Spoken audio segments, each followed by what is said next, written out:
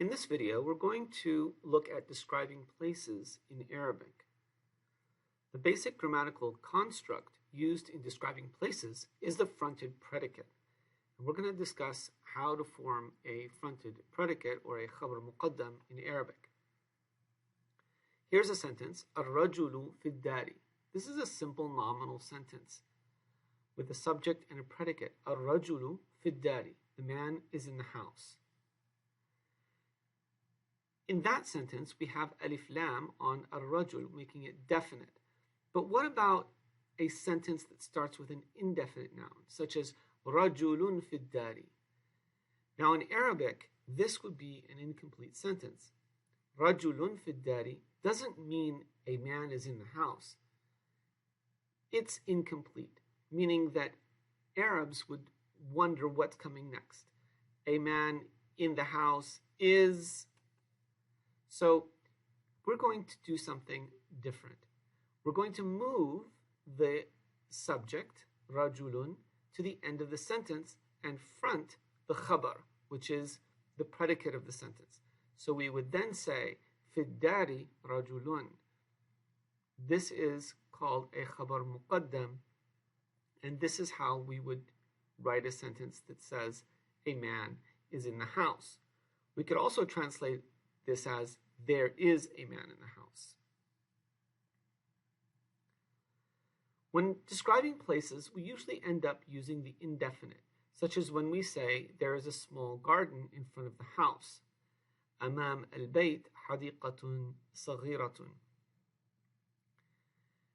We can also add sentence modifiers to a sentence like this, such as كانت. كانت or كان. كانت is the feminine singular. كانت أمام البيت حديقة صغيرة. Notice that this sentence has a fronted khabar. That is, حديقة is the mubtada, or the subject of the sentence, and أمام البيت is the khabar muqaddam, the fronted khabar. So what happens when we want to modify this with a verb like kana? So in modern standard Arabic, sometimes kana will go unconjugated. However, in classical Arabic, we would conjugate kana based on the gender of the subject of the sentence, which is حديقة. حديقة كانت أمام البيت حديقة صغيرة. We could also say كان أمام البيت حديقة صغيرة. We can also do this with ليس, which is a negative sentence modifier, which is ليست أمام البيت حديقة صغيرة. There isn't a small garden in front of the house. So let's look at another reason to front the khabar. Here we have a number of rooms of a house or a list.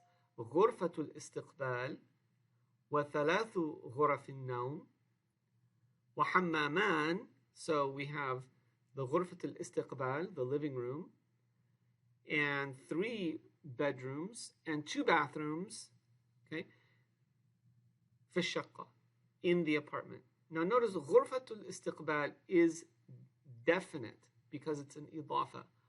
It's a definite idafa. So غرفة takes on a definite meaning. So غرفة الاستقبال وثلاث غرف النوم وحمامان في الشقة.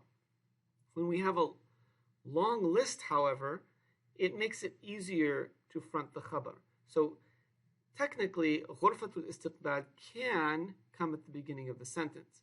However, because there's a list, it makes it clearer to front the khabar. So we would write it as في الشقة غرفة الاستقبال وثلاث غرف النوم وحمامان. There is in the apartment, or there are in the apartment, there is in the apartment a living room, 3 bedrooms, and 2 bathrooms.